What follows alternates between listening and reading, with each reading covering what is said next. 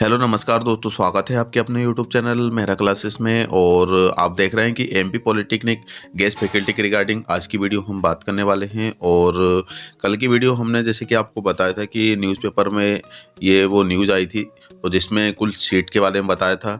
लेकिन दोस्तों, जब तक ऑफिशियल नोटिफिकेशन में नहीं बताया जाए जब तक हम उसको कंफर्म नहीं मान सकते। और तो आज की वीडियो में हम कुछ अनुमान सीट आपको बताने वाले हैं जो कि इस वेबसाइट पे भी दी गई है। तो यहाँ पर हम देख सकते हैं कि कुल खाली सीट कितनी है, अलॉटमेंट कब आएगा, कितनी रैंक वालों का सिलेक्शन होगा। तो ऐसे ही कुछ क्वेश्चन पर डिस्कशन करने वाले हैं। तो दोस्तों चलते हैं हम आगे की ओर। और आगे बढ़ने से पहले आपसे रिक्वेस्ट जरूर करना चाहेंगे, यदि आप हमारे चैनल पर नए हो तो चैनल को जरूर सब्सक्राइब करना, वीडियो को पूरा देखना ताकि वीडियो अच्छी तरीके से समझ में आ जाए। तो दोस्तों चलते हैं हम आगे की ओर।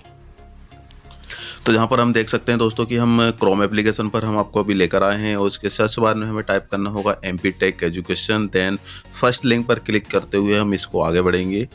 फिर कुछ ही सेकंड में हम इसके ऑफिशियल वेबसाइट पर हम पहुंच जाते हैं और इसका इंटरफेस जो है वो इस टाइप से दिखेगा। ऑलरेडी आप यहाँ पे विजिट कर चुके हैं। देन इसके बाद स्क्रॉल करने के बाद यहाँ पे आप देख सकते हैं सबसे नीचे लिखी है गेस्ट फैकल्टी रिक्रूटमेंट। इस लिंक पर क्लिक करते हुए हम फिर से आगे बढ़ेंगे और जहाँ पर आप देख सकते हैं कि आपके सामने एक पॉपअप एसएमएस जनरेट हो रहा है। और ये ओवरऑल मेरिट लिस्ट देखने के लिए आप इस क्लिक हेयर पर क्लिक कर सकते हैं, आप इसको देख सकते हैं।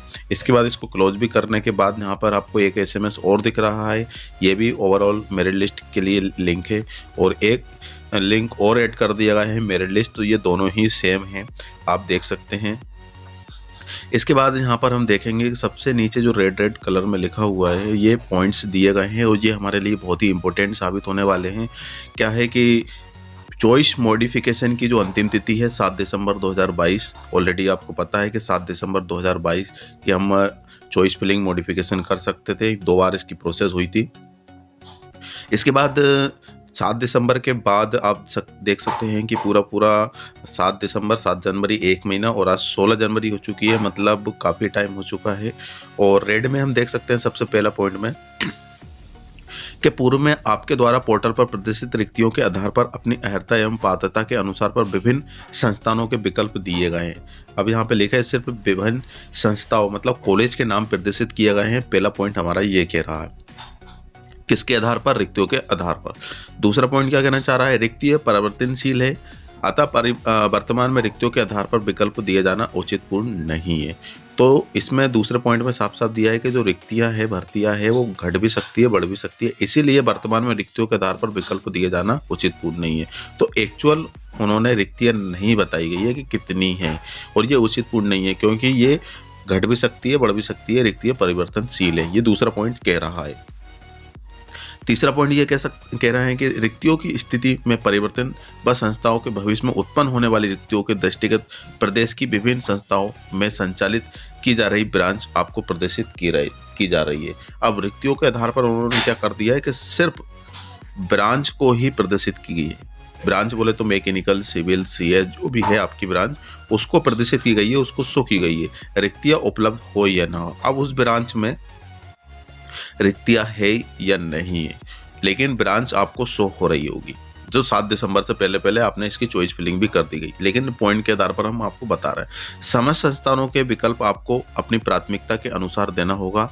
और उदाहरण, यदि आप मैकेनिकल इंजीनियरिंग ब्रांच के लिए पात्र हैं तो आपको समस्त 51 संस्थान जहां मैकेनिकल इंजीनियरिंग ब्रांच संचालित है प्रदर्शित की जाएगी।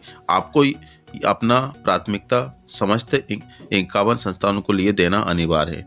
तो जैसे कि आपकी मैकेनिकल है तो मैकेनिकल में 51 संस्थान है, जैसे कि कॉलेज है, तो उसमें आपको अपना जो क्रम है, जैसे कि आप फर्स्ट में किसको ज्वाइन करना चाहेंगे, उस आधार पर आप असेंडिंग ऑर्डर में इसको लिख सकते हैं कि आपको क्या करना है।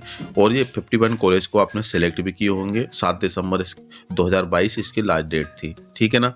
अब यहाँ पे इन्होंने सीट का बिल्कुल भी प्रदर्शन नहीं किया, सिर्फ क्या किया है, कॉलेज सेलेक्ट करने को बोला है और ब्रांच दी गई है उसको, क्योंकि जो एक्चुअल भर्ती है, सीट है, उनको नहीं बताया क्योंकि वो परिवर्तनशील है, घट भी सकती है, बढ़ भी सकती है। अब हम माने कि अब किसको माने कि भाई ये सीट कितनी खाली है। तो जैसे कि दोस्तों हम बात करें कि यदि डिप्लोमा की हम बात करते हैं तो डिप्लोमा में 3 साल का डिप्लोमा होता है पॉलिटेक्निक में। अब 3 साल में हम सीधा सीधा ये देख सकते हैं कि एक टाइम में 3 क्लास लगेगी, है ना। एक आपकी फर्स्ट ईयर, फिर सेकेंड ईयर और फिर ये थर्ड ईयर। अब 3 टीचर तो यहाँ पे चाहिए। अब एक फर्स्ट ईयर में आपके 5 सब्जेक्ट मान लीजिए, है ना। 5 सब्जेक्ट है तो 5 टीचर आपको चाहिए ही चाहिए, ठीक है ना। 5 टीचर आपके लिए कंपलसरी है। अब 5 टीचर ऐसे है कि यदि 5 टीचर एक ब्रांच में एक संस्था को मांगा जाए तो 51 की बात करो तो 51 इंटू 5 यहाँ पे कर देते हैं तो 5 बन जा 5 और 5 5 जा 25 हो जाएगी। तो 255 एक ब्रांच में सीट निकल रही है, ठीक है ना। एक ब्रांच की हम बात कर रहे हैं।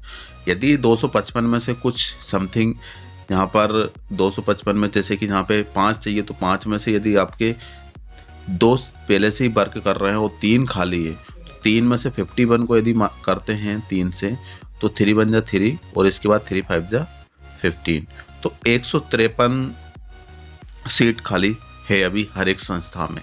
यदि कल के नोटिफिकेशन के अकॉर्डिंग जो हमने आपको कल बताया था, क्योंकि मतलब आधी फैकल्टी रिक्रूटमेंट है तो मतलब 5 है तो 5 में से 3 तो चाहिए ही चाहिए, है ना। तो जैसा समझ लीजिए कि 3 है तो यहाँ पर 151 है। तो अब बात करें हम दोस्तों कि किसका सिलेक्शन होगा किसका नहीं। यदि 51 यदि अपन मान लेते हैं कि 51 सीट है तो जिसमें से अब ओवरऑल मेरिट लिस्ट में तो बहुत ज़्यादा आई है तो 51 तक जिसकी भी रैंक आई है उसका सिलेक्शन स्वाभाविक है, हो सकता है। इसमें भी हो सकता है क्योंकि ये 51 भी अपन एक्चुअल नहीं मान रहा है, सिर्फ अपन एक्सपेक्टेशन कर रहे हैं कि हाँ ऐसा हो सकता है। कल का जो न्यूज़पेपर में हमने आपको बताया था वीडियो के माध्यम से उसके अकॉर्डिंग, है ना। अब अलॉटमेंट है कि अलॉटमेंट कब दे ये भी इसका कंफर्म नहीं बताया है, लेकिन अलॉटमेंट 151 में से ही दिया जाएगा ये भी कंफर्म नहीं है। सीट इसकी बढ़ भी सकती है, कम भी हो सकती है। हो सकता है किसी कॉलेज में 3 से ज़्यादा पोस्ट खाली हो या किसी में 3 से कम भी हो। तो ये हमने सिर्फ ये एक अनुमान लगाया है जिसके हमें ये पता चलता है। जैसे कि कल में हमने देखा था कि पूरे आधे को मतलब जितनी संस्था है उसमें 50% अतिथि विद्वान से काम चल रहा है। 50% जो समझ लीजिए कि 50 गेस्ट फैकल्टी है तो 5 टीचर रिक्रूटमेंट है। यो सिर्फ चाहिए, एक्स्ट्रा भी होते हैं जो कि लेबोरेटरीज के भी होते हैं, लेकिन हम 5 टीचर की ज़रूरत समझ लेते हैं तो 5 में से 3 तो हमें चाहिए ही चाहिए, ठीक है। तो इसके अकॉर्डिंग यहाँ पे 51 हर एक ब्रांच में सीट रहेगी और 151 तक आपकी रैंक है इसके अंडर में तो आपका सिलेक्शन हो सकता है। और बाकी फाइनल मेरिट लिस्ट कब आएगी वो कभी कुछ कह नहीं सकते। लेकिन दोस्तों आपको क्या करना होगा, आपका जो लॉगिन आईडी पासवर्ड के द्वारा आपको जो देख लेना, बार बार देखते रहना क्योंकि अलॉटमेंट आपके इस पे ही आएगा, ठीक है ना। क्रिएट है ये तो आपका ये लॉगिन में जाएगा। क्रिएट का ऑप्शन अभी भी आ रहा है क्योंकि हमेशा ये ओपन रहता है, इससे कोई हमें नहीं है। लेकिन अकाउंट ओपन भी कर लोगे तो कुछ मतलब नहीं है क्योंकि आपकी जो चॉइस फिलिंग की जो डेट थी वो 7 दिसंबर 2022 है। अब इसकी नेक्स्ट भर्ती कब आएगी वो आपको तब काम आएगा ये। लेकिन अभी जिनका हो चुका है वो लॉगिन हेयर क्लिक पे करेंगे और इसके बाद इसको करते हुए हम देख सकते हैं कि अलॉटमेंट कब आएगा किस तरीके से। तो रैंक आपकी 150 से कम है तो आप समझ लिए कि आपका सिलेक्शन जहाँ तक है हो सकता है। बाकी सीट नहीं है तो आपकी यदि 10 भी रैंक है तो आपका सिलेक्शन नहीं होगा क्योंकि सीट ही नहीं होगी। उन्होंने बताया है यहाँ पे कि परिवर्तनशील है। अब परिवर्तनशील है तो वो कुछ भी हो सकता है यहाँ पर।